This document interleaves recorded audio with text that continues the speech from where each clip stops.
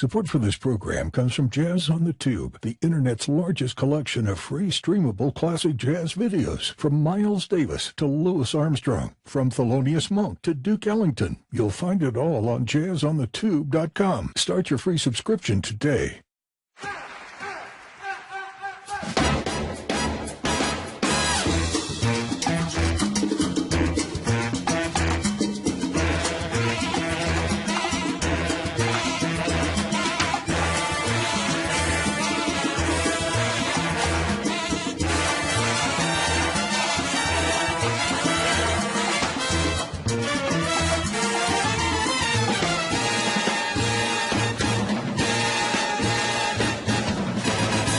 Hi, and welcome to Jazz Talk, a Jazz on the Tube podcast. My name is Ken McCarthy, and this is where we talk with people who are doing important work that supports and illuminates the music we love. The writers, the scholars, the educators, the filmmakers, the producers, and more. Today we're talking with Matt Fripp. Hey, Matt, welcome. Thanks for having me. Matt reached out to me about a week or so ago, and he's doing something really interesting. And in fact, our very first Jazz on the Tube podcast was on this subject, the subject of how to help musicians with the business side of their business. So, Matt, where are you based? I'm based in Paris, actually, in France. Oh, great. And are you a French person or? No, I'm British, but I'm married into France. Okay. Very nice. Very nice. And the name of your website? It's jazzfuel.com. Jazzfuel.com. So, Matt, are you a musician yourself or on the business side or both? Yeah, I mean, actually, I started out as a musician. I studied jazz saxophone at one of the conservatoires in London, but I only worked a couple of years after that as a professional, and then I switched over to the industry side. Gotcha. I was just having a really interesting talk yesterday with someone named Jeff Schneider, a name you might recognize, and he's a composer and has won, several composing awards and so on. But he said, well, on the composing side of things, 90% of the effort was just getting the commissions, and then 10% was actually the writing. So he decided he's sort of phasing out that part of his career and focusing on other things. Yeah, right. So business is a really important part of music. We do, music is a subset of show business, and business is part of the deal. And as fans, we don't generally think about that, and probably nor should we. On the other hand, I think it's important to understand what our musicians go through, and we have a lot of musicians that listen to Jazz on the Tube, and I'm always encouraging them to take their marketing a little more seriously, because it can make such a difference. And it's not terribly hard. It's just a matter of being rigorous about a few key things and executing on them, just like practicing, or rehearsing, except it ends up with gigs and money. So when did you start Jazz Fuel? Actually, originally I was working as a booking agent. So I started off I spent 6 years at a booking agency in London, representing international jazz musicians, mainly for European tours, although we did a bit in the States as well. And then when I left to set up my own agency, I just realized how many great musicians were out there getting in touch, looking for an agent. And obviously, as an agent, you can't really work with more than 10 or so bands because you just don't have enough hours in the day. So rather than just say no, sorry to all those other great bands, I wanted to start putting out a bit of content just to say, well, I can't work with you directly, but here's a bunch of content that's going to help you hopefully speed up that process by yourself. So I kind of started 5 years ago, just putting out articles and collecting email addresses, and there seemed to be a bit of a demand for that. There wasn't a lot of content out there specifically for jazz musicians in terms of building careers, and obviously it's not necessarily a million miles away from classical or pop or rock, but there are their own sort of specifics, and I think it helps having someone who's worked in that industry, booking gigs and releasing music, give some sort of advice. So I started it, and I also sort of every month I try and bring guests on to do Q&As, because I feel like I don't want to it's not just my personal advice, it's kind of like industry advice. So we try and have a range of different guests come on and do written Q&As just to sort of share their own experiences. So yeah, it's been about 5 years now. Oh, that's great. Is the information part of free service, or is it by subscription? Yeah, no, it's free, all the information. So you go to the website. I think there's about 75 articles or so on the sort of business side of music, covering a range of topics. So yeah, it's all freely available. And then, there's various resources which you can get for a free email address sign up. Oh, that's great. That's great. I'm going to double back and ask about one of the things you're talking about. So originally you were working for a booking agency that specialized in Europe and the UK? Yeah, exactly. It was a jazz agency. What kind of, I mean, this may seem like an obvious question, but what kind of gigs are available? I guess festival gigs. Did you also book big clubs? Concert series? What was the market like? Yeah, I mean, it really depended on the artist we were working with, but there's a lot of great festivals in Europe. I mean, firstly, there's a lot of countries, and every one of them has, at least a handful of festivals, if not in the situation of countries like France, many, many, many festivals. So yeah, I think festivals was a big part of it, but obviously there's a great network of clubs and also bigger concert halls that mainly do classical but do have jazz series as well. So depending on the level of artist, if it was a new artist, we might be booking 100-seat clubs in capital cities around Europe. If it's slightly bigger artist, then festivals and smaller concert halls. So yeah, there's quite a range of venues out there. Interesting. It might be that Europe has more venues than the United States at this point. Possible, yeah. I'm not sure. I think it's definitely a different system to the US with how it works in terms of funding and audiences. So yeah, I think it's quite different. I'd heard a rumor that European festivals, in particular, and probably clubs and concert series, were starting to favor European musicians. One, because it's a little less expensive. The musician's already in Europe. He can get on a fast train or a short flight and be in Belgium or be in Italy. Whereas if you're bringing an American artist over, they're going to need more money potentially. Is that the case? Do you see more? I mean, obviously the last 2 years have been a bit of an anomaly with COVID. Oh, yeah. I think, I mean, I haven't seen less Americans, but I do think apart from the sort of the very biggest artists, there's definitely a need for an artist to have a string of dates. A club, quite often can't afford to fly a band in and out from America. So it's usually down to the artist or the agent to make sure there's, consecutive dates across Europe in order to make that work financially. Wow. And that's one of the things that you did as a booking agent, was to line somebody up with a bunch of things, hopefully not too far apart in time and space. Exactly. Yeah, I think the craziest one was a tour in Canada where they did eight shows in 8 days in 8 different cities. And obviously, we're used to hopping on a train for 2 hours in Europe to get between venues, but in North America, it's a different ball game. Absolutely. Do you also book North American gigs too, or did you? I mean, I booked some. I wouldn't say I think you need to be an expert on that market to be a real North American booking agent. But the Canadian jazz festival circuit is quite a tight circuit that happens in June and July. So it's quite feasible to book tours there as a European agent. And a few things in America, but we didn't really get into every state in America and sort of string together tours. That's do you know, let's say somebody were to come to you and say, oh, I want to do Europe, I want to do Canada, I want to do North America. Would you be able to point somebody to a North American agent that could hook them up with the US? Yeah, I mean, it's always hard to say because, I mean, firstly, I think agents are a bit like bass players in that you don't really chat that often, you don't meet that often.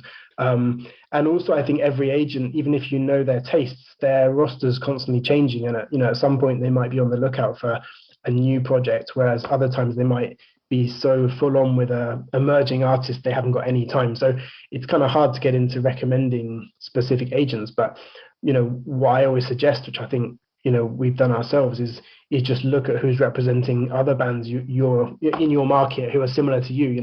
Who are the bands that are getting gigs you should be getting, and then look at who their agent is, and it's kind of the best way to figure that out. Gotcha. How does an artist find that out? How do you figure out who somebody's agent is? I mean, I think most artists who've got an agent, they put it on their website, on their contact page. So I think gotcha. With a bit of detective work online, you can find out a lot of details. Okay. And then Canada makes it easy. You can plug into the circuit with one source. Yeah, I mean, Canada, used to be, I'm not sure if it still is, but used to be very good because they all used to have a meeting, I think around December, to plan their festivals. And whilst they wouldn't necessarily have the same, they would all sort of talk about what they were planning. And I think they were realistic. They needed quite often artists who had 3 or 4 gigs to make it work financially, the opposite as we were talking about. And so they would then, I think, sort of say to each other, oh, let's all offer this band a tour because then we know we can all have them. So yeah, if you spoke to a few of the promoters at those festivals and there was some interest, you could generally pull together a decent tour. Gotcha. And the way this works for the artists is the festival generally obviously pays them, but they're responsible to get themselves there, right? They have to pay for that out of their fees, their travel, their transportation. Yeah, I mean, there's no fixed thing, but generally speaking, most contracts we deal with, the promoters paying the local transportation, so pick up from the airport and everything after that point, so meals and hotels and whatever. But yeah, getting to that city or that country is generally, the artist's responsibility. Oh, that's interesting. So at a certain level, because as you point out, there's different levels. At a certain level, you not only get the money for the gig, you also get a place to stay, meals.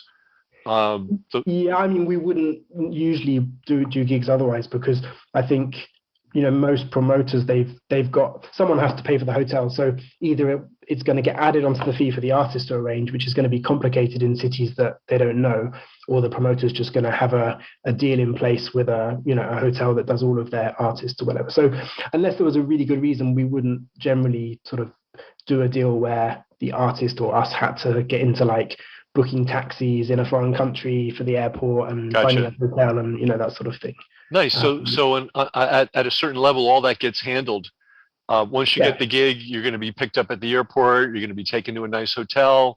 Meals will be handled. That's great. Now, of course, there are musicians at the bottom rung. They're working their way up the ladder, and maybe organizing their own tours. I mean, I know in the rock world, it's people are famous for traveling all together in a van and sleeping on the floors of fans, houses and stuff. I imagine that goes on in jazz as well for people that haven't yet made a reputation. Yeah, I guess so. Yeah, I mean, I have the feeling it's a bit different, maybe because of the sort of the audience for jazz and the way it's funded and organized. I feel like there's less this thing of like going to random venues and just trying to prove yourself. I think there's a lot of jazz clubs, they have a built-in audience, and festivals, they have an audience. So I'm sure it happens, but I've heard of less cases of bands just like going out on the road. And maybe also because quite often they need like acoustic pianos or, double bass, like more, they can't just hop up on a stage and, anywhere. Gotcha. It makes sense. It's a different market, isn't it? All right, so how does we know how famous people manage. Herbie Hancock says, hey, I want to do a tour of Europe, and everyone runs around and make it happen because they all want to have him there. What does a group or an artist do who is capable? They've proven themselves locally. They have the real deal. They're the real deal, but they have no reputation at all. How does somebody get the spark to, I guess it's a leverage thing. You leverage from one venue to another circuit, to a higher circuit. What's the path, if it's easy to even describe? Yeah, I'm not sure there's one path. I think, if that was me in that situation, I think the first key is to try and figure out where the right next steps are. Where are bands that have trodden that same path before you, where have they gone from and to, in terms of which countries are more sympathetic to that type of music, or which specific promoters are like that, that niche inside of the niche, and try and connect with those. And I think even to a relatively high level, there's still a lot of outgoing pitching and hustling. It's not, I think, like you said, until you get to that real famous level where there's a lot of inbound offers, or it's very easy to just like decide to do a tour. I think it's just a lot of keeping in touch with people and pitching to the right promoters and festivals, and alongside that, doing stuff that you can do from anywhere, like releasing great music and connecting with your fans and growing a fan base on whatever, Facebook or Spotify or wherever you sort of are. things that can act as signals to those promoters, because I think often they've got more great music than they can book. So the other side is, which of these great bands can also like sell some tickets or put on a great show. So if you've got a great video, that's going to show that you can put on a great show as well as just make great music, and that's going to be an extra sort of factor. And then maybe you really have pushed Spotify and you've got some great traction there. No one's going to book you in the jazz world just because you've got good Spotify figures, but maybe that's just another little thing that gives them confidence they should take a chance. So I think it's just a case of working things you can control and talking to the right people and just keeping on doing it. Gotcha. So that part is in the musician's control. So step one, obviously develop your art. That's sort of a given. Yeah. Which I'm going to refer to Jeff Schneider again. Because I'm involved in a lot of different fields. And I have to say, I literally surgery. I mean, I'm not a surgeon, but I used to write advertising copy for surgical tools, which required me learning exactly what these surgeons did. So I've seen brain surgeons, and I have a colleague who's a Cambridge University trained rocket scientist. So I know what rocket scientists do. And I have to say, to become a capable improvising jazz musician, that's about as complex a profession as there is, right. But I say that based on someone that's seen a lot of different things. So, but that only gets you to the starting point. That only gets you to the starting line. And then the next part is on you, and it's not necessarily what you learned in the conservatory or what you dreamed of doing as a young aspiring musician. So one of the things you mentioned is building a following. And I actually, way back in, 1995, persuaded Ornette Coleman and DiNardo that they needed an email list. Right. That was the most important thing in the world. And we actually got them. We got them this is when emails were hard to find. I got them 3,000 fans within weeks. I don't even remember how I did it. I think, I did. This goes back to ancient history, but there used to be a thing called Usenet, which was the it was internet, but it wasn't even web-based. Okay. And they were basically freewheeling discussion groups. They were called alt groups, ALT. And so you'd have a jazz group or a, bluegrass group or a travel to Italy group, and people would get online from all over the world and bash it out, kind of like Facebook, but frankly better. And so I would just post every now and then, hey, Ornette's got a website and you can sign up for his mailing list. And people just zoomed in. Right. Now, obviously, other, new musicians are not going to have it that easy. But people may not know this, but I am an internet marketer from way back. I've actually put on the first conference ever on the subject of marketing on the web. And one of my best friends, Steve O'Keefe, at one point was one of only 2 people that use the web for promotion of any kind. He taught Jeff Bezos how to sell books online. I mean, so I go way back, but nothing has really changed in the last 25 plus years. It's all about the email list. Great to have social media, obviously great to be on Spotify for a musician, great to have Facebook. All these things are great, and I'm interested in your opinion, because I have my opinion, obviously. The gold standard, the ultimate power is an email address, because I know I can deliver it right to your mailbox. And if you're a fan, there's a good chance you're going to open it. Facebook, I don't really, it's good to have Facebook, build your Facebook, don't neglect Facebook, but I don't have that same kind of control and targeting. Your thoughts on email and how important it is, if indeed it's important at all? Yeah, I mean, absolutely. I would say it's the most important thing still. I don't think that's changed. And I think it's also one of the most underused tools by musicians. And there's a lot of attention given to social media, which, does have its place in creating that sort of the brand and the story, maybe more than email does. But it just doesn't give you that direct connection. And obviously you're at the mercy of those companies changing their algorithms or whatever. So I can't see email disappearing anytime in the next decade or 2 at least. So I just think, it's definitely the most important way of connecting with someone. I'm glad you agree, and I'm glad we're telling musicians and artists and anybody really, people that run nonprofits, people that have small businesses, I cringe when I see that somebody's only internet presence is a Facebook account. It hurts my soul to see that. You really need to have your own web page, even if it's rudimentary. But you need your own. In my opinion, and I'd love your opinion on this. You need your own domain name, and you need a mechanism on your homepage to invite people to give you their email addresses.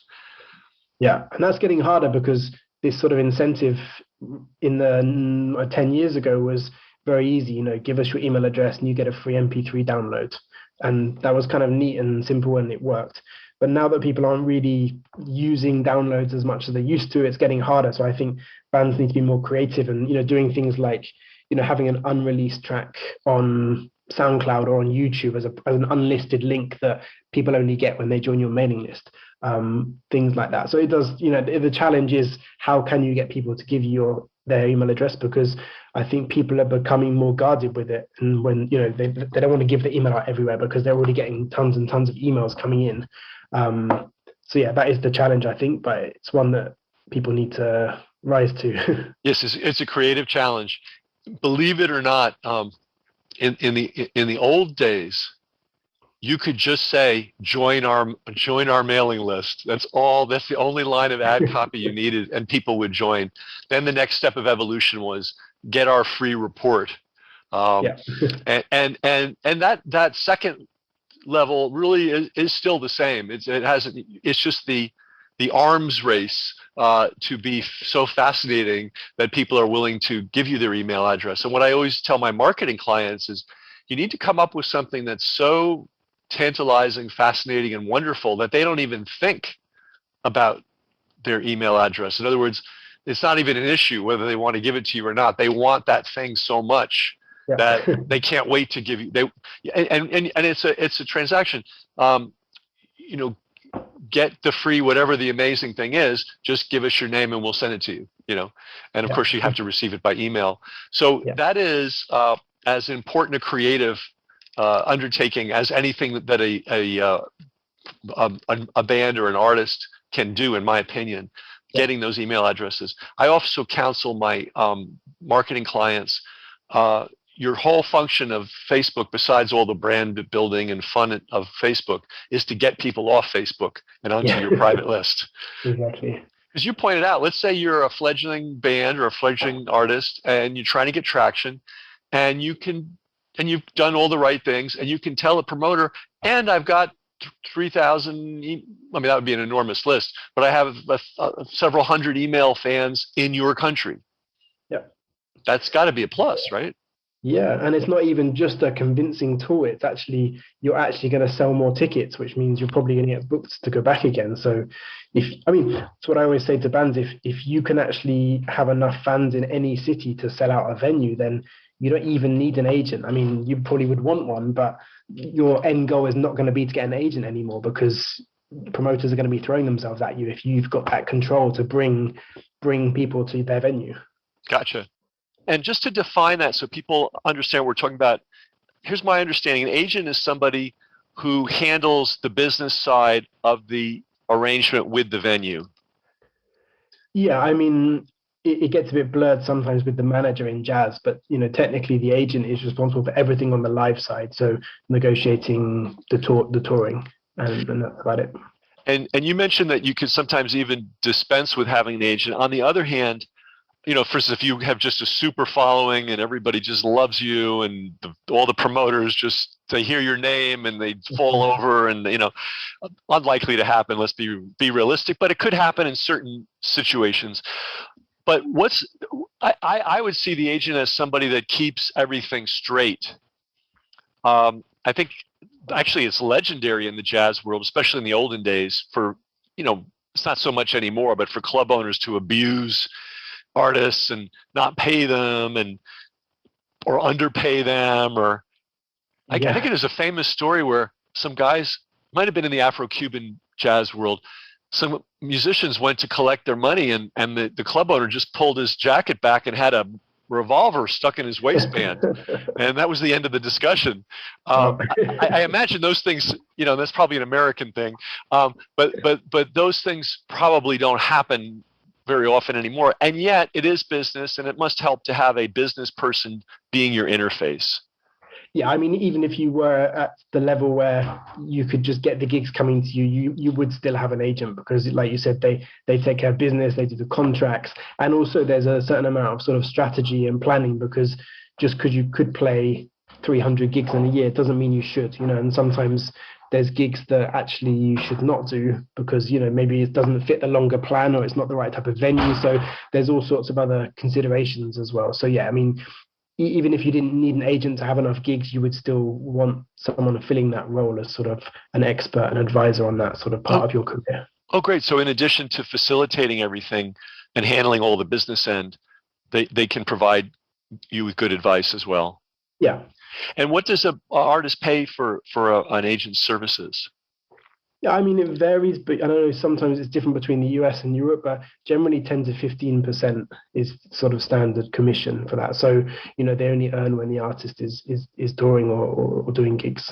Gotcha. And you mentioned typically a single agent. Now, an agency would be different, but because an agency is made up of many agents, but a single agent can only realistically handle how many bands, would you say, or how many artists? I think it really depends on, you know, how frequently the artists are touring and, you know, various things. I mean, for me, I think once I got to sort of 8 to 10 artists, I was kind of at my limit.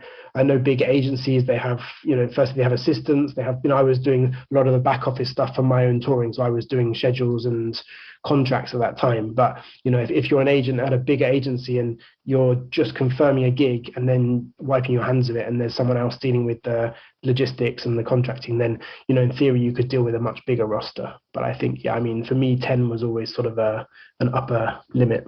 Gotcha. So an artist that's looking for an agent has to be aware that there's limited bandwidth available. How does somebody, and it seems like the agent relationship is an important one to have a good agent and one that you're compatible with. How can you, research agents? You kind of pointed that out, that you find artists that are similar to you and see who their agents are. How do you make yourself attractive to an agent if you're not yet a name and don't yet have I'm thinking in terms of always the person that's working their way up. Yeah, sure. I mean, I think the first thing to realize, as you said, it is an important relationship. And in my experience, it's pretty rare for an agent to receive an email from an artist looking for an agent and say, well, yeah, this is good, let's do it.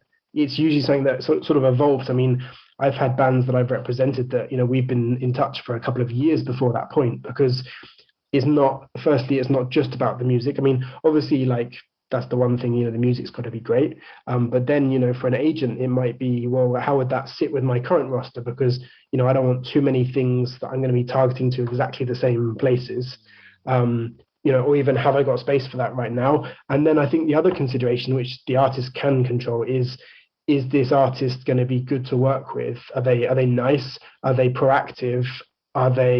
Is there a momentum, forward momentum? Because you don't just want a band that plays great. You want a band that, you know, they're not looking for someone to just palm off all the work to. They're looking for an agent to work with to sort of help them realize their goals. And, you know, alongside that, they've got their own plan for building an audience and, you know, releasing for the next couple of years. So I think the most important thing is just not to reach out to an agent and just say, hi, I'm having trouble getting gigs. Do you want to be my agent? Which happens. It's much better to sort of, you know, give them a snapshot of where you are and your music and keep in touch with them and show them, you know, maybe you book yourself a couple of gigs and you tell them about it, or you win an award, you tell them about it, and you sort of, you know, show there's that momentum. And I think then also when they reach that point where they maybe stop working with a band and they think, oh, I've got a bit more time now, like I should, you know, fill a couple of gaps in my roster, you're sort of in their minds. So I think playing the long game is important. Got you. Wow, that's really valuable advice, to realize that it is a long game. Generally, you could always luck out, but you probably won't. And so part of it is, I guess, to target, in your mind at least, you know who the agents are, I guess, is step one. Yep. Know the ones that are and then multiple ones, right? So because as you point out, you know, the agent of your dreams may be so busy that it will be 10 years before he or she could even look at you. So you might need to have many potential agents in mind, and then it's a relationship building exercise. It's not a, hey, represent me, I need some gigs. Yeah, I mean, I think everything comes back to relationships. Like, if you're trying to write to a journalist for a review or a festival promoter for a gig, just like realizing that they're a person and understanding what their needs are in terms of the transaction is very important, because too often, I mean, every day I get a handful of mails that are just like copy and paste with everyone in BCC, like, we're looking for this, can you help us? And it just doesn't, it's not as motivating as like actually understanding the other person. And I think everything's got to be a two-way transaction. The artist wants the gig, but the promoter has his needs or her needs, which could be, I need to give my audience this sort of thing, or I need to sell this many tickets. And those are two very different needs. And if you understand, one promoter has one of those and one promoter has another one, you would approach that pitch very differently. So I think in any of those transactions, you need to sort of understand who the other person is and sort of try and build that relationship. Is it the agent that pitches the promoters? Yeah, so I mean, I guess I'm talking for bands who don't have an agent, but yeah, it would be if the band has an agent, that would be their job. Well, I guess this sort of boils down to a important truism in all marketing is know your market. If you're trying to sell somebody something, and the thing you're trying to sell when you're looking for an agent is, hey, I'm worth your consideration. Here's why. You need to know who that person is that you're trying to sell to. I guess at a minimum, you need to know their current roster. Yeah. But I'm sure you've seen people that don't do this kind of legwork. They don't do this kind of research. They just, as you pointed out, they just spray emails all over the place. Yeah. And that is not the fact that we can press a button and send emails to 100 people is not marketing. Right. Step one of marketing is to know the market. And that requires some research. And that way, because if you're going to build a relationship with somebody, I mean, we'll take the idea of dating. Let's say the object of your desires and affections likes classical music. Well, you don't take her to a punk rock club. You just have to use your sense. You bring her to the symphony or to an opera. Is this kind of thing. And the same thing applies to building a relationship with agents. So step one would be know who the agents are. Yep. Step two would be know who the agents are representing to see if you're even a possible fit. And then step three, your very important point is it is a long game. It is not, here I am, represent me. It's, I'd like to introduce myself, here's what I'm doing. And then drop little things on them when it's relevant. Like you've won an award, you've just played in a festival, you have a new video. Yeah, exactly. I think a lot of artists see the agent as the ultimate goal, in that, like, if they can just get an agent, then everything will happen. But I think in reality, the agent is running alongside the career and is helping speed it up and helping them navigate it. But they need to, the music and their vision needs to be the central thing. And, agents may come and go throughout that career, but it's the artist's sort of vision that is going to drive the whole thing forward. So that is the most important thing.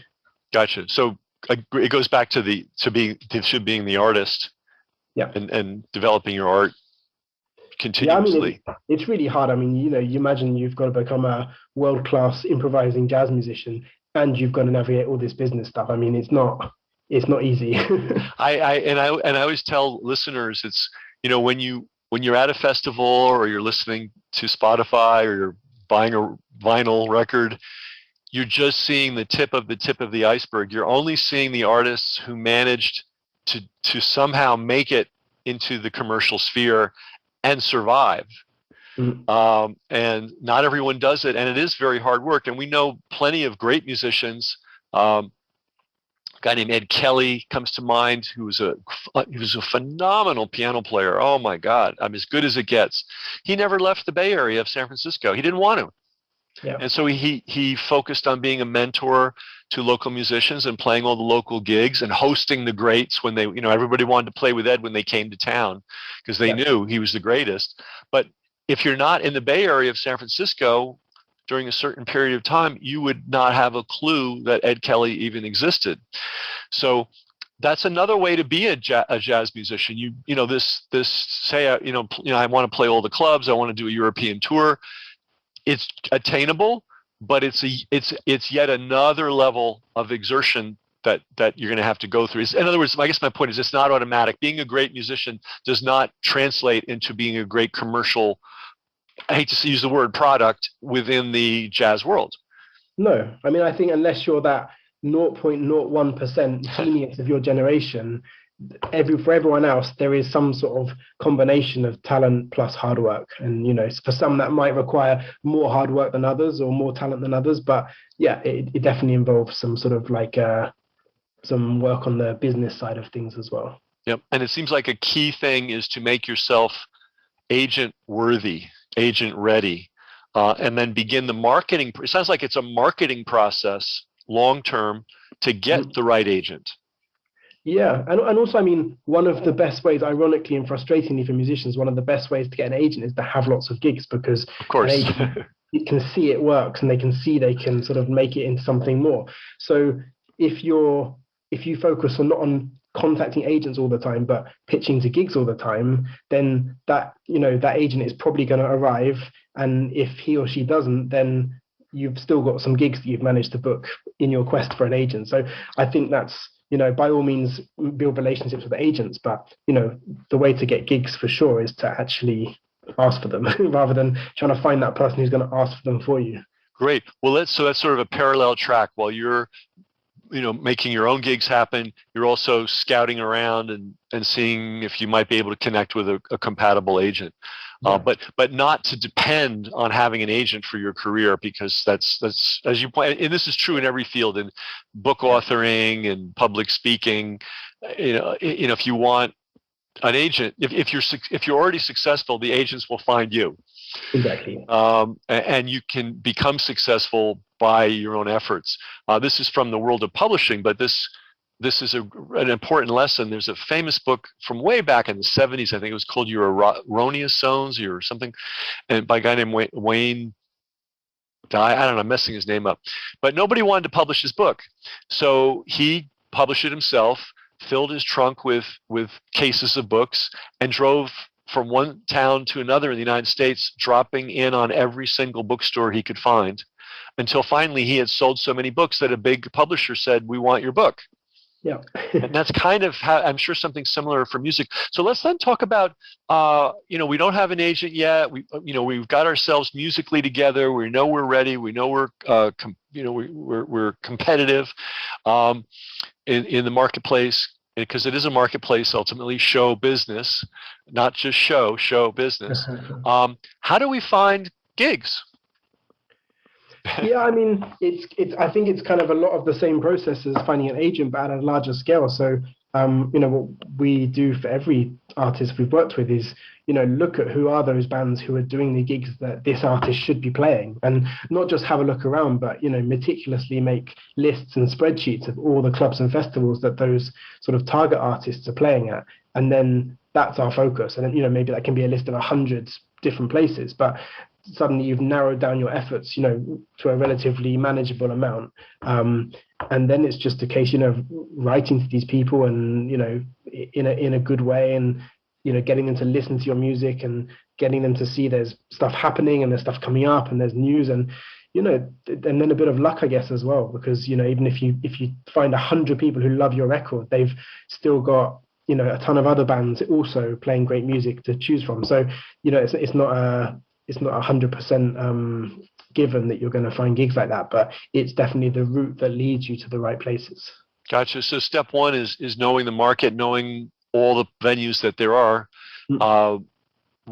People can, by the way, you can use Jazz on the Tube for that. We have a listing of, I think, every jazz club in the world. I believe we've got them all. We might have missed some of them, but that's a place people can start. Right. We also have a list of festivals. But how do you find the booker? And this is just a mechanical question. Let's say you have the name of a club. I guess you just call and say who books for the club. It's not a state secret. No, I mean, quite often that information, if it's not available on the website, then there's other ways of finding it online. Like I like to use LinkedIn. Usually if you type in the name of a festival or a club, it will bring up the person who's put booker or programmer as their job title for that club. So, you can usually, I mean, calling up is always an option, but if you're doing this for a lot, then it's not a bad idea to have a quick look on our friend Google, and it's going to turn up some results. Very good. So your first step, if you want to start booking yourself, and in fact, when you're at the beginning, you've got to book yourself pretty much. It's unlikely that an agent's going to fall in love with you and take you on and handle everything for you. So, Right. so step one, just like finding an agent, you need to know the world of agents and figure out the ones that could be compatible with you. But this is an even bigger net. You want to find all the potential venues. And again, people can start on Jazz on the Tube. We've got all that information there.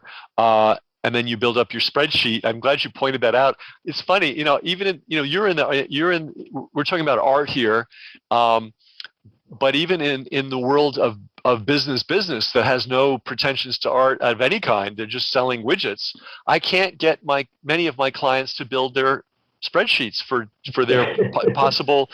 I always say, look, if you're going to go to a marketplace with a product, you need to start out by knowing every possible place that might sell your product. And you need to bring it to me on a spreadsheet so that we can start talking about how to approach these people. And you'd be shocked at the number of business people. They're not even artists. They're not musicians. They're not learning bebop. They're not, learning their Mixolydian scales. They're just trying to sell a widget, and they won't even go through the effort of developing your spreadsheet. But I have to think that is job one. If you're trying to book yourself, you need, and you point something, this is really important too. We find the entire spreadsheet with maybe 100 potential outlets so that 3 of them will say yes. Yeah. To get the original. And this is, right? I mean, that's just the way it is. Now, the good news is when 3 say yes, maybe another 3 will now be inspired to say yes. So it is a sort of a snowballing effect. But I'm going to guess this is true in this market and every market in the world. Getting that first olive out of the jar can be the hardest thing of all. Yeah, I think once you've done it once and maybe booked a gig in a different country, you realize that you can do it. It's possible. It's that 0 to 1, and then after that, it's just a case of keeping on going. So I think that's getting a couple of early wins is a big motivator. And I've seen musicians go on and book great gigs and great tours for themselves just because they realize this works and they just rinse and repeat and just keep doing it, and they get the results. That's great. That's great. And of course, as soon as you get your first gig, your first good gig, make sure everybody in the world, all the potential agents you're courting, all the other venues know. Yeah, exactly. Great. Wow. So what else does it? I'm trying to put myself in the place of an artist who's got his art together and wants people to see it. Well, let's talk about you mentioned the word promoters, but we're really dealing with the booker. So in other words, there's maybe a promotion company. There's the general guy that's running the festival, but he may have somebody who's actually doing the booking. Let's use let's use 2 specific examples. At the club level, the guy that owns the club, well, he's worrying about stocking the bar and getting some new waitresses and paying off the health inspector and all the things you got to do. He may not be necessarily booking the artists. So let's look at the club. Yeah, I mean, I think there's a few different words, and maybe they change between countries. I think some people call the agent the booker, and some people call the person at the venue the booker. I tend to use the word promoter for the person who's deciding, the decision maker, basically. So that's the only person you really want to think about is, who at this club or festival has the power to say, yes, we want to book you. Well, let's do it. So yeah, at the club, you're right. It's probably, in smaller clubs, in jazz, quite often the owner is the booker as well. It's the same person. But yeah, in the slightly big ones, I guess there is someone behind the scenes actually running the business. But we'd always want to zero in on the person who's actually making the artistic decisions. And they have the same considerations as an agent or as a festival producer. They don't want to have 10 of the same bands one after another. Well, first of all, they have a zone. I imagine they have for instance, some clubs are heavy on the bebop. They don't want to hear anything experimental. Other clubs prefer experimental, and all those different variations. So I guess, as always, know your market. Step one is know what the club does. Yeah. Yeah, and it's a shame to waste everyone's time, including your own, pitching your avant-garde jazz project to a club that only books singers, and and all sorts of combinations of that. It just, it's going to save you a lot of rejection as an artist or a booking agent if you do your research before you speak to those people. Got it. And what does a booker or slash promoter like to see in their dealings with an artist? How do they like to be approached? And maybe it may be individual, but are there some general principles that we Yeah, know I are think universally true? yeah, I think the biggest one that most people want is a video of some sort, Ah, because okay.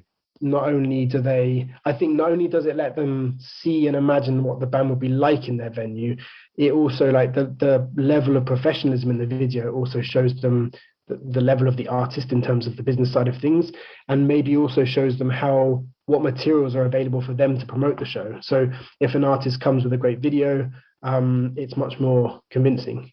I had an experience early on with an artist, and we pitched him to a bunch of festivals and we got no responses.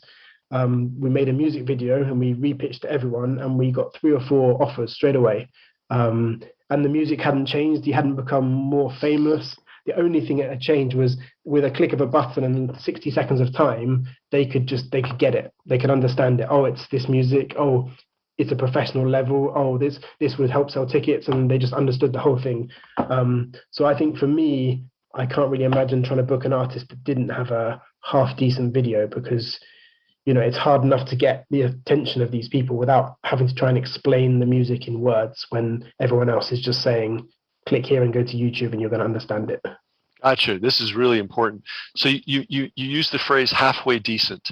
Let's see if we can define what that would be. Probably not your friend holding up a shaky smartphone. That's probably.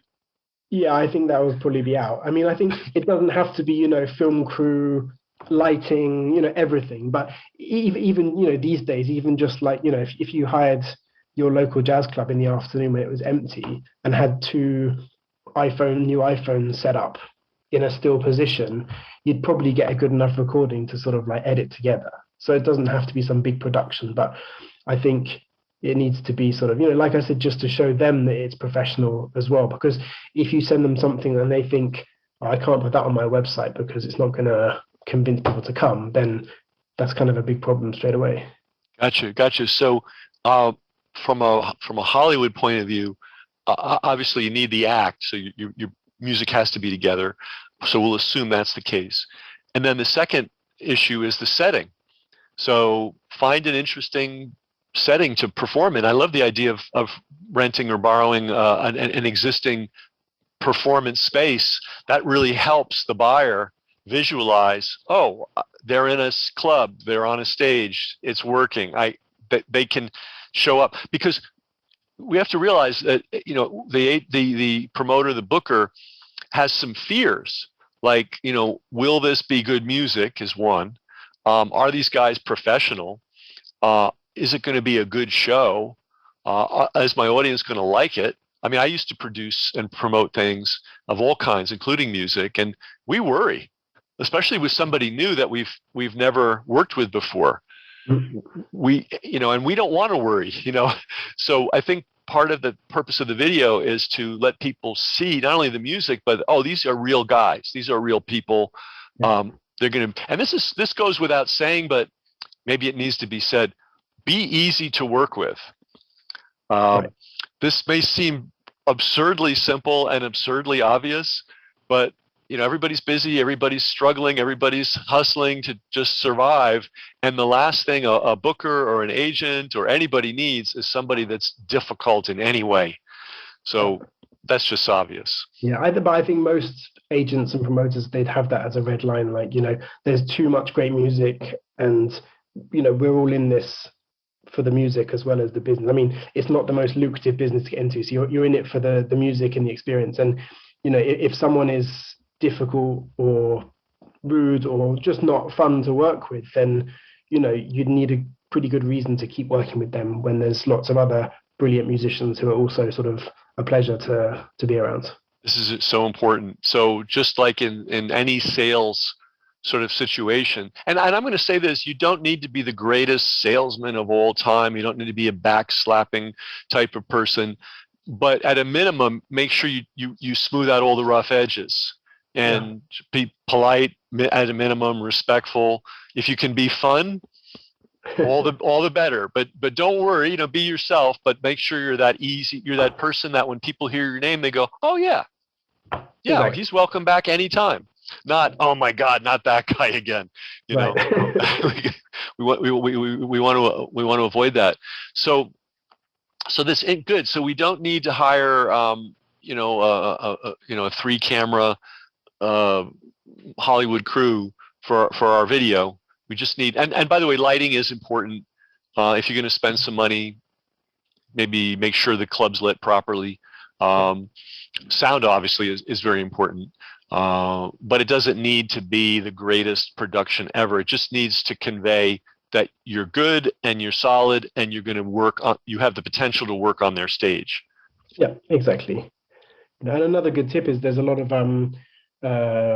like home sessions these days, like Sofa Sounds or Balcony TV, and I think they don't pay very well, but they'll film your concert in someone's beautiful home and give you the footage. So that's another way to get that for free, is by doing one of those. This is great, and this will help you obviously with bookers and with potential agents.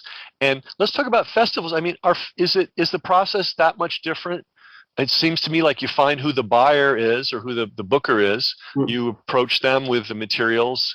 Make sure, again, you know who you're talking to. You know what their goals are and what their spectrum of music is. You already understand all that going in. You give them your materials.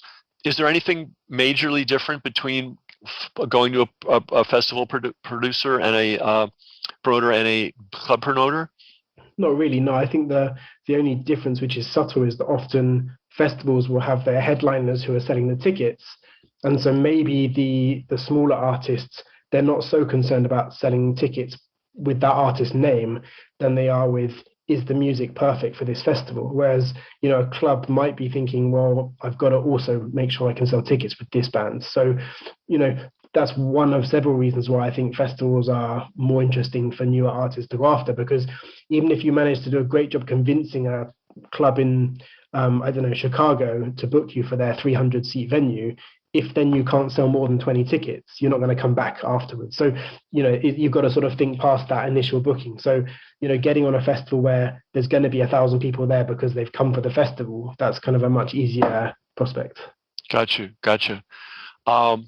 And I imagine, so it sounds like, strangely, I would, if you don't think it through, one might think that the festivals are a higher rung, harder to get into, harder to make happen. But possibly, if you've got the right music for the festival and the right materials and the right buzz, it might be easier to get festival gigs initially. Yeah, I would certainly prioritize festivals over clubs. I mean, obviously there's certain exceptions. If you're releasing an album and you want to be in certain countries, then you might want to try and make an effort to play in a club in certain cities there. But in general, I would prioritize festivals for those reasons. And also because go ahead, please. Because they have generally they have all their marketing efforts for the whole year are focused on one weekend. So they're also able to sort of promote you better. Whereas maybe there's a club that you're playing at and they've got 30 gigs that month, then they're not going to be, presenting you to that audience in that city as well as a festival, right? So I think for those reasons, it's worth focusing on festivals. Gotcha. And then I imagine once you break into the festival circuit, now you have a credential that you can then use with the clubs, with potential agents, with the media. Yep. So media is another part of the puzzle, and media is the kind of thing that you can leverage to get the festival gigs, to attract agents, to attract club owners, or include in your package so that when you're presenting yourself, it's, oh, I got a little review in Downbeat, or I got a review in Jazz Times. And I imagine it's the same process.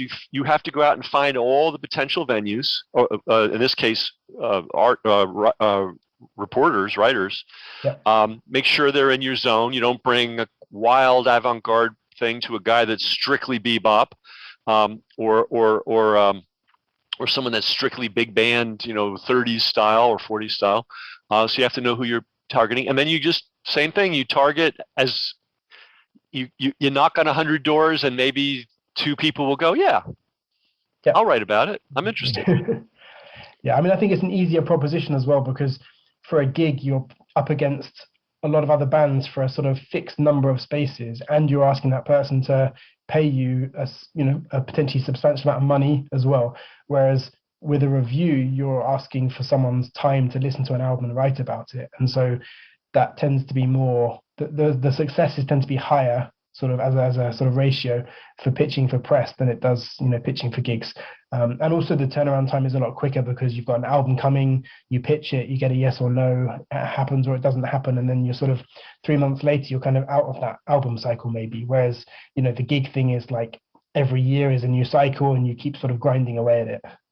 Now, in the jazz world, there's Downbeat, of course, there's Jazz Times, there's Jazz on the Tube, and I don't want to encourage people to contact us, because we've got really limited bandwidth, but I'm surprised at how few people contact us. But I don't think they, sometimes our web traffic is equal to Downbeats. Wow. Yeah. Sort of under the radar. But in any event, that can't be the only two venues. There must be other outlets. I guess Europe has its jazz magazines. Yeah, I mean, we do press pitching, and I think our database has more than 1,000 potential. I mean, these are not 1,000 jazz magazines. These are blogs about jazz, writers who write about jazz, radio stations that cover jazz. But there's it's a niche, but there's plenty of people out there covering it. And in our modern era, we should not neglect the blogs, or even the Facebook or Twitter channels. Yeah, I mean, I think, if you think about engaged audiences, maybe, that's getting a review in Downbeat or Jazz Times or whatever has a certain cachet, and in terms of using that to book gigs, that's definitely more useful. But in terms of reaching an audience, there's, like you said, there's Facebook groups out there with, really engaged jazz fans that, might get you more exposure than a jazz website or something. So, it really varies. Yeah, somebody might have thousands. For instance, we started this way back by talking about emails. Somebody might have an email list of thousands of jazz fans that they mail to, and functionally, that may have a bigger impact on your profile than a little item in Downbeat, because that people may, you might be in Downbeat, but people may not read page 78. They might miss that page. Whereas if you've been featured on somebody's email, well, you're the featured issue, and you're going to get a lot more impact. Exactly. Yeah, I mean, I think maybe because I'm a booking agent as well, but to me, like, the main benefit of getting a review in Jazz or Downbeat, for example, is that you can tell everyone about it. So it's less the fact that you're going to sell records because people read your review and meant to buy it, or that it can happen, but more the fact that you have that validation from a source that everyone knows. Kind of like that little sticker that we have. I don't know if they have it in Europe, as seen on TV. Maybe no one actually saw it, but it was on TV once. Yeah. Or they'll put the logos of NBC and ABC, our news stations. Exactly. Well, let's talk a little bit about your business. So do you book throughout all of Europe, or do you focus on France, where you're based? Yeah, I mean, actually, France is one of the few countries I don't book in, because it's not. It's quite a complicated market. Oh, really? Interesting. And most French agents, they only work in France, and for example, they'll have a huge roster of international artists they book for France, and those artists probably have agents for other countries or their main US agent. But France is a very specific territory for booking, and I think it's best left to those sort of handful of agencies that have been doing it for many years, and the specialists. Exactly. Yeah. Are there other countries like that where it's kind of locked up among a few agents, and you need to deal with them? Spain is a little bit like that, in my experience. But aside from that, I mean, most of like Northern and Eastern Central Europe, it doesn't matter where the agent's based. But I've in my experience, like France and Spain, like, it really helps to have a local guy who knows the ins and outs of the, the technical things, the administration, the bureaucracy, can sort of figure that all out. Now, here's a question. because everybody in North America is an English speaker. Once we go to Europe, we've got Danish speakers and, you know, Serbo-Croatian speakers. And how does that work out? I mean, I think like once you get to the sort of level where they're booking international bands, then they're generally speaking English, you know, or enough English to do a deal. Otherwise, they wouldn't have those international bands coming through. So I think, you know, if you're pitching to the right places, it means they're booking international artists like you, in which case, you know, there shouldn't be a problem with the language. Gotcha. So in your business, you're able to handle all of Europe. However, when you deal with France and to a degree with Spain, you're working with partners in those countries. Exactly. Yeah. Exactly. Gotcha. Well, this has been really illuminating, and it confirms what I kind of went into this believing, which is that you can do this.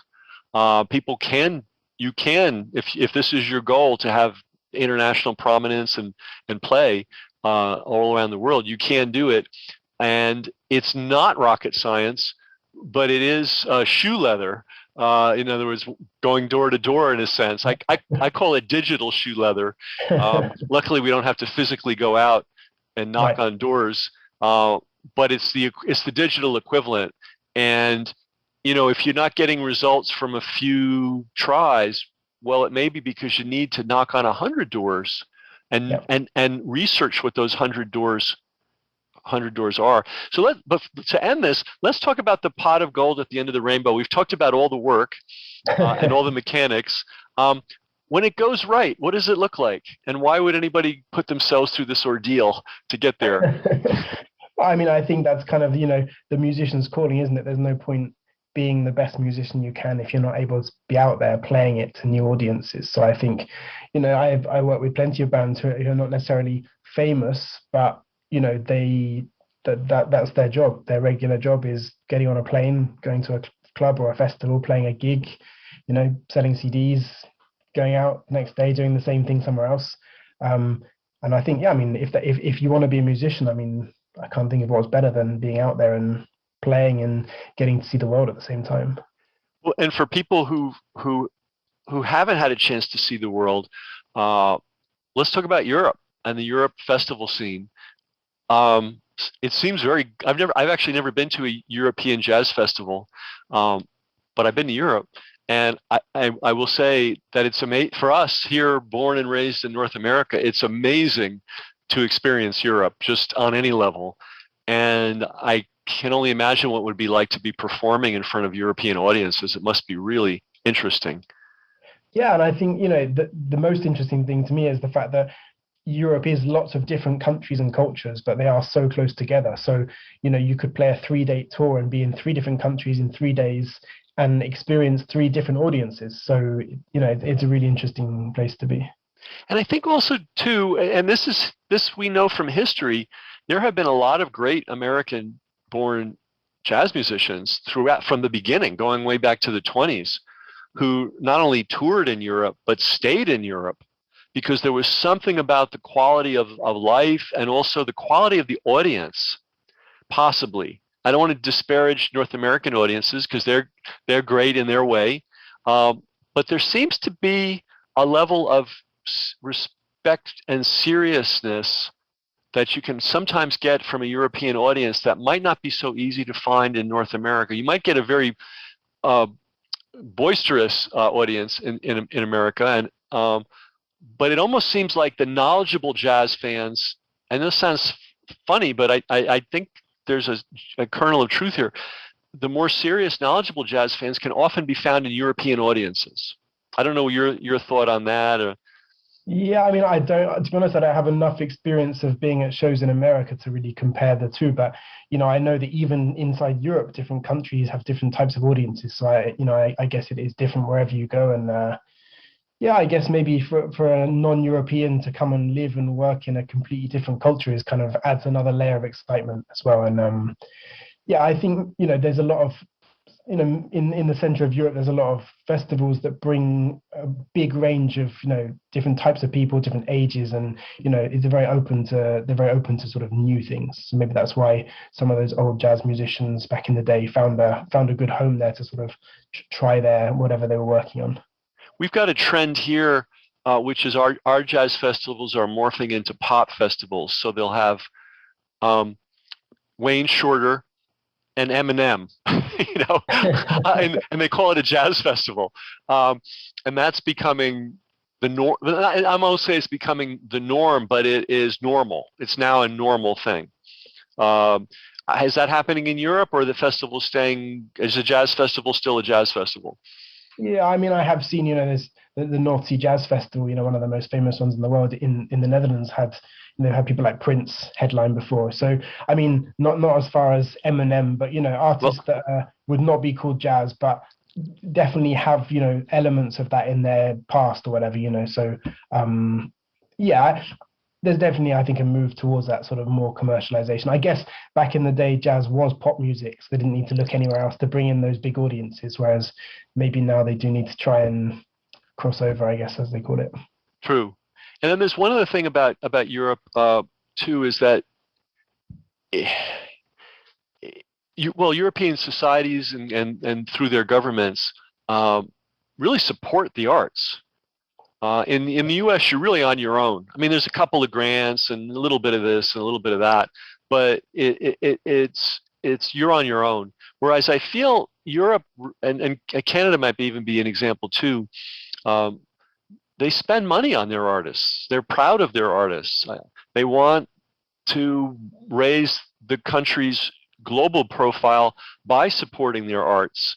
It's almost the way certain countries will start their own airlines, and make a really great airline to help raise the profile of the country. We don't have that in the U.S. As anywhere near as much. Whereas a lot of these countries will put significant money, especially into their own artists. I've noticed that I think I was once at a jazz industry conference, and the government of Norway was there, and they had this beautiful folio of Norwegian jazz artists that they had a table, and they were promoting it, and I'm like, wow, that's amazing. So yeah. There's just more support for the arts in Europe. Yeah, I mean, I think the UK is potentially more similar to America, but a lot of those smaller countries like the Scandinavians, as you mentioned, I think they do invest heavily in artists from their country, which is great for the musicians who are based there. And then let me ask you a ridiculously specific question. Italy, I don't know, I'm half Italian, and, of course, Italy is kind of the fountain head of music in a lot of ways. It's where opera came from, and a lot of harmony was developed there. I think Italians have a great love of music. What's it like? What's the festival circuit like in Italy? Is it as glamorous as I imagine it as an outsider? I mean, I guess the fact that it's in Italy means it's glamorous and there's good food and good drink. But I think, just generalizing, the southern parts of Europe, so Italy and Spain, they tend to, from what I see, book more into that American jazz tradition, booking the sort of the greats that are still with us, compared to the northern Scandinavian countries who tend to have more of that European jazz classical sort of leaning. So yeah, if I was told I could go and see I don't know, a few years ago Chick Corea or any of those guys play, I would imagine it in a big amphitheater in Italy rather than anywhere else. Gotcha. How about Middle Europe? Czechoslovakia, places like that, and Eastern Europe. What's their flavor? I mean, there's a great scene in Eastern Europe. I mean, Poland, I think, is the third biggest market in Europe for CDs, and it's a very big country. And for jazz? Well, I mean, just in general for CDs, of all types. I mean, it's a big country, and there's a lot of festivals. And I see quite a lot of. I mean, like anywhere, they have a mix of different festivals, but I do see a lot of contemporary, contemporary jazz, and even a bit of avant-garde and sort of forward-thinking music, I would say, in those countries. Gotcha. Well, great. Well, Matt, Fripp, we were so happy that you spent this time with us, and I now know why. And I now understand why you call your website jazzfuel.com. It's very well named. This is literally, Matt has shared with us the fuel that makes the business side of the music work. I think it was really a masterclass on the subject.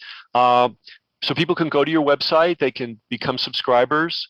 Yep. Any other thing that you have to offer to people that you want to say about, what you're looking for as somebody who's a content provider and a service provider? No, I mean, I think any musicians looking for tips on anything we've covered, they should find something related on the website. So I think hopefully it's clearly laid out and they can land on it and take their own journey, because there are lots of different things for people to work on, and no one person is in the same place at the same time. So I think it's a case of coming along and picking the bits that are right for you right now. Great. So to bring this full circle, if you go to jazzfuel.com, you can get more of Matt beyond this, more. And great. Well, thank you so much. I love this. I love business and I love music, and the idea that we could have shared some good business advice to the musicians we love and want to support is a big win. So thank you so much. Thank you. We hope you enjoyed the podcast. If you did, please share it. That's how we grow. And remember to subscribe to jazzonthetube.com, the internet's largest collection of free, streamable, classic jazz videos.